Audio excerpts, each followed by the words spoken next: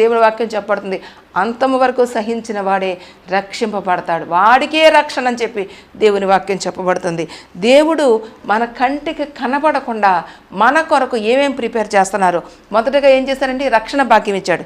రెండవది ఏం చేస్తున్నాడు చూడండి, యోహాను సువార్త 14వ అధ్యాయము 2వ వచనం, నా తండ్రి ఇంట అనేక నివాసములు కలవు, లేని ఎడల మీతో చెప్పుదును, మీకు స్థలము సిద్ధపరచ వెళ్ళుచున్నాను.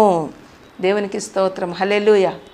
అసలు యేసయ్యా నువ్వు వెళ్ళొద్దయ్యా, నువ్వు మాతో పాటు ఉండయ్యా, ఇక్కడే ఉండయ్యా అంటే అప్పుడు ఆయన చెప్తున్న మాట ఏంటంటే, నేను మీకు స్థలము సిద్ధపరచ వెళ్ళుచున్నాను, నేను వెళ్ళి మీకు స్థలము సిద్ధపరచిన ఎడల నేనుండు స్థలములో మీరును ఉండులాగన మరలా వచ్చి నా యొద్ద నుండుటకు మిమ్మును తీసుకొని పోవుదును. దేవునికి స్తోత్రం, హల్లెలూయా. దేవుడు ఏం సిద్ధపాటు చేస్తున్నాడండి? స్థలము సిద్ధపాటు చేస్తున్నాడు. ఎక్కడ స్థలం? ఈ భూలోకంలో కొనేసుకోవడం కాదు. ఎక్కడ స్థలం సిద్ధపాటు చేస్తున్నాడంట? పరలోకములో నా తండ్రి ఇంట అనేక నివాస స్థలములు కలవు. నివసించడానికి యోగ్యమైన స్థలాలు ఎక్కడున్నాయి? పరలోక రాజ్యంలో ఉన్నాయి. కాబట్టి ఆ పరలోక రాజ్యం వైపు మనం ఒక అనుభవాన్ని కలిగి ఉంటే నిశ్చయంగా మనం ఏం చేస్తామంటే ఏం పొందుకుంటాం? అక్కడ స్థలాన్ని ఆక్రమించుకుంటాం.